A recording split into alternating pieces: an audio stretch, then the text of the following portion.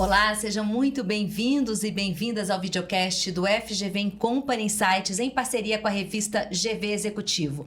Hoje vamos falar sobre como trazer mais eficiência para a educação corporativa. Os nossos convidados são Marcelo Romani, que é coordenador de programas no FGV Company, doutor em administração de empresas pela FGV-AESP, e João Lins, que é diretor executivo do FGV Company, professor e doutor em administração de empresas pela FGV-AESP. Sejam muito bem-vindos aqui ao nosso videocast. Obrigado, Érica. É um prazer estar aqui com vocês hoje. Obrigado, Érica.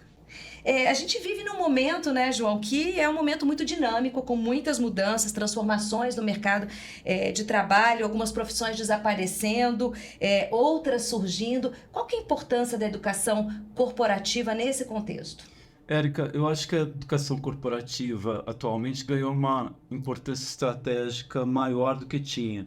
Essa mudança de competências que você colocou, né, e os dados de pesquisas, né, que a gente tem acesso, mostram que a rotatividade de competências necessárias para as empresas fazer negócios cresceu muito nos últimos anos. Ou seja, aquilo que eu sabia e que me ajudava a fazer negócios no passado, não necessariamente vai me ajudar a fazer negócios no futuro. Então, a educação corporativa passou a ter um papel central na implementação de estratégias de negócios, na minha capacidade de lançar novos produtos, acessar novos mercados, redesenhar processos, incorporar tecnologia. É algo que sempre foi importante, mas que nos dias de hoje se tornou absolutamente vital para o sucesso de uma empresa. Vocês fizeram um artigo, né, para a GV Executivo que fala como trazer mais eficiência, né, para a educação corporativa. Como é que funciona isso, né? Que é isso? Bom, primeiro, eu acho importante destacarmos a diferença entre a eficiência, eficácia e efetividade. Então, no artigo nós ainda tentamos ir um pouquinho mais e falar sobre efetividade nos programas de educação corporativa. Eficiência, o bom uso dos recursos, o uso adequado. A eficácia tem a ver com alcance de objetivos e metas. A efetividade tem a ver com a superação disso, né? Envolve engajamento de clientes, envolve tornar a empresa mais competitiva no mercado dela. É um desafio para a educação corporativa fazer isso, né? E nós defendemos que a aprendizagem em ação é um meio pelo qual ela consegue atingir esse caminho. Não é um método novo, surge na década de 50, começa a ganhar mais força na década de 60. Existe um hiato na discussão desse método e a partir do momento que programas tradicionais não conseguem essa efetividade, a aprendizagem em ação vem como um caminho possível, né? O DNA que está por trás da aprendizagem em ação tem a ver com o diagnóstico de um problema organizacional, né? E o estabelecimento de projetos que possam endereçar a resolução desse problema. Então vai muito além de um método tradicional que envolveria, por exemplo, a exposição de conceitos dentro de uma sala de aula e uma discussão de exemplos que estejam fora daquela organização. Não, a aprendizagem em ação, ela entra na realidade daquela organização especificamente e parte dos problemas dela. É mais dinâmico. É muito mais dinâmico, né? E quais os benefícios, João, dessa abordagem? Um dos benefícios dessa abordagem está relacionado justamente ao engajamento, ao comprometimento das pessoas com o processo de aprendizagem. Como elas veem uma conexão entre o problema que elas têm que resolver, o desafio que elas têm que resolver, e o processo de adquirir novas competências, novos conhecimentos, o processo de aprendizagem ganha um outro significado, né? E com isso você aumenta bastante o comprometimento. Um outro benefício é que, por exemplo, mesmo que meu projeto esteja direcionado para um aspecto técnico, como, por exemplo, a criação de uma nova plataforma de negócios, ou o redesenho de um processo, ou o desenvolvimento de um produto, quando eu começo a estudar conceitos, ferramentas e métodos para resolver esse problema, eu também desenvolvo uma série de outras competências transversais, como, por exemplo, o trabalho em equipe, como a análise crítica, a capacidade de análise e solução de problemas. Então, eu tenho um processo de desenvolvimento do participante que é mais amplo e integrado. É quase como se ele aprendesse sem sentir que está aprendendo. Quer dizer, e tem uma participação aí, isso pode acontecer de diversas formas, né? Pode acontecer dentro de uma empresa, com membros da própria equipe, e também pode acontecer de uma maneira mais diversificada, com pessoas de organizações diferentes. Sem dúvida. Quando você tem as pessoas de uma mesma empresa, às vezes você ganha um pouco mais de foco e de velocidade no desenvolvimento dos projetos, né? Na aplicação do aprendizado em ação. Agora, quando você tem pessoas de outras organizações, por outro lado, você se beneficia da troca com pessoas que têm outros backgrounds, outras experiências, outras visões de mundo, né? Então, isso é bastante útil, né? E talvez um outro benefício, Érica, que vale a pena a gente destacar, é o benefício para a organização. Porque o aprendizado em ação tem um produto ao final do processo, né? Então, as pessoas aprendem, as pessoas exploram alternativas, mas elas geram um produto ao final do processo. Agora, Marcelo, no caso, né, no FGV in Company, como é que funciona quais são as estratégias utilizadas no aprendizado em ação? Bom, o FGV in Company criou a dica, né? Descubra, inove, construa e avalie, né? É uma trilha de aprendizagem que tem a ver com esse processo. Então, aprendizagem em ação, o nome já é muito claro, né? Você precisa fazer uma imersão na realidade daquele negócio e, no caso do FGV Action, cria-se um projeto que envolve essas 4 etapas, tá? Então, se você quiser pensar nas fases clássicas de planejamento estratégico, por exemplo, né? Você tem uma fase de diagnóstico, uma fase de construção, uma fase de execução e em torno de tudo isso faz parte o monitoramento que vai caminhando no projeto, né? E no caso específico do FGV Action, além das aulas conceituais, que são fundamentais também, ninguém está dizendo o contrário, né? Enquanto acadêmicos nem poderíamos, nós temos workshops com os grupos de determinados temas de projetos, né? E a figura das mentorias também. Eu acho que esse é um ponto de grande destaque. Já que estamos falando em aprendizagem em ação e já que estamos falando na imersão na realidade daquele negócio, e esse é um dos diferenciais do programa, nós selecionamos professores especialistas no tema por projeto. Acaba sendo um programa bem customizado, né? É bastante customizado e nós entendemos que isso é necessário para que realmente haja uma imersão na realidade daquela organização. As metodologias tradicionais, por vezes, não realizam dessa forma. Você parte do conceito para alguns exemplos de outras organizações. Nós invertemos isso de certa maneira, colocando no centro a organização que contrata, por exemplo, o programa, né? E na prática nós já vamos trazendo os conceitos, não é algo prévio, conceito antes, exemplos depois. Agora, uma curiosidade que ficou é que a gente está falando de recursos, né? Então, a gente tem aí webinars, tem aulas à distância, tem projetos que são realizados juntos. Que recursos são esses? Tem gamificação? O que tem envolvido nisso? É uma mistura de todas essas coisas. Então, assim, a própria metodologia e os recursos que vão ser utilizados são ajustados e adaptados para cada projeto específico.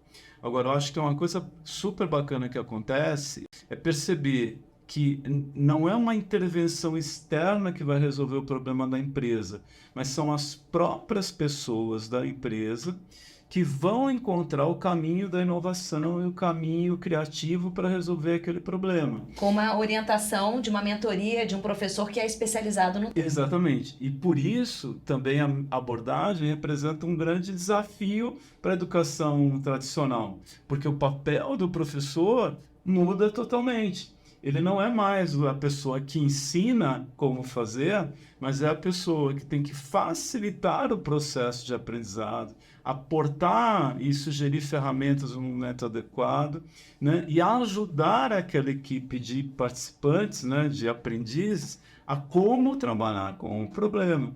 Então, ele é muito mais um mentor, como o Marcelo mencionou, é muito mais um facilitador do processo do que aquele que é 100% detentor do conhecimento, que vai dizer para as pessoas como fazer ou como não fazer. E isso empodera o participante, empodera as pessoas da própria empresa para fazer a mudança que é necessária, para fazer a inovação que é necessária. E aí eu queria introduzir a tecnologia, aí que tem um papel super importante, né, Marcelo?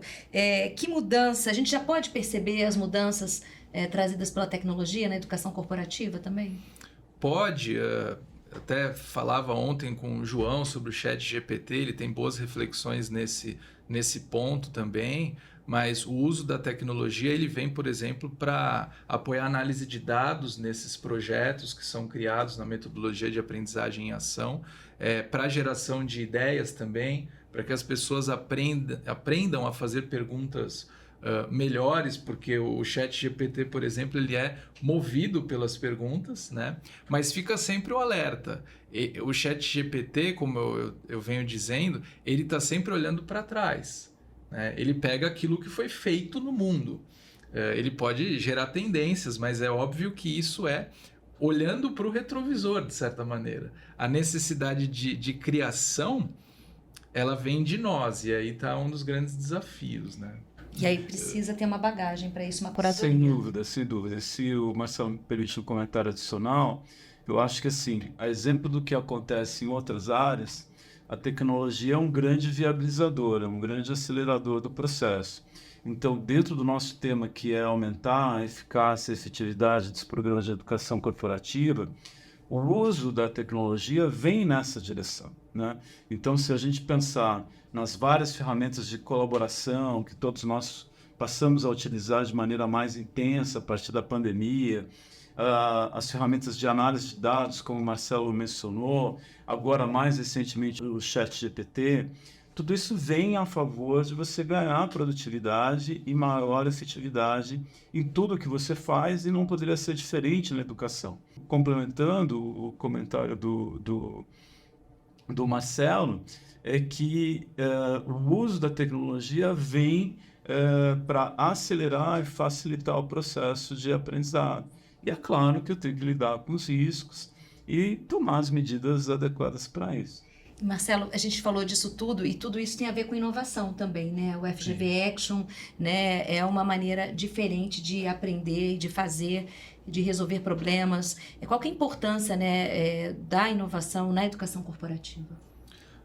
Existem alguns acadêmicos que colocam a inovação e a estratégia como quase sinônimos. É uma discussão um tanto polêmica essa, né? Mas a inovação ela é fonte de vantagem competitiva, ela é necessária, enfim.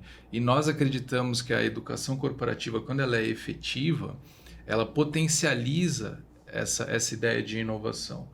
Mas não é daquele tipo de que alguém entra numa banheira e fala eureka e no dia seguinte a coisa está ali, inovou e vai ser disruptivo, né? Nós fazemos isso por meio de métodos. E aí eu acho que vale nós pensarmos o seguinte: já que o assunto é efetividade da educação corporativa, passa pela reflexão sobre o que as instituições de ensino, por exemplo, podem entregar que a empresa não tem. É importante essa reflexão.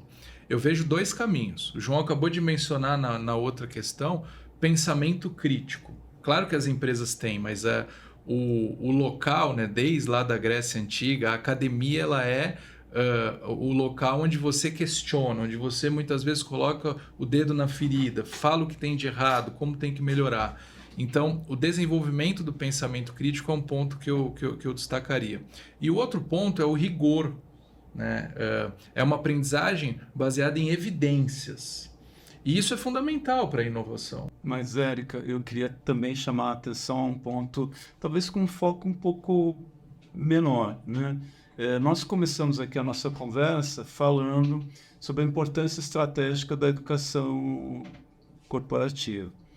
A inovação no método de aprendizado tem um papel fundamental nisso, porque imagine a situação, a organização cada vez mais precisa acelerar os processos de aprendizagem, ela precisa adquirir competências novas, ela precisa preparar o seu pessoal para lidar com novos desafios, como a gente falou, absorver novas tecnologias, lançar novos produtos, entrar em novos mercados.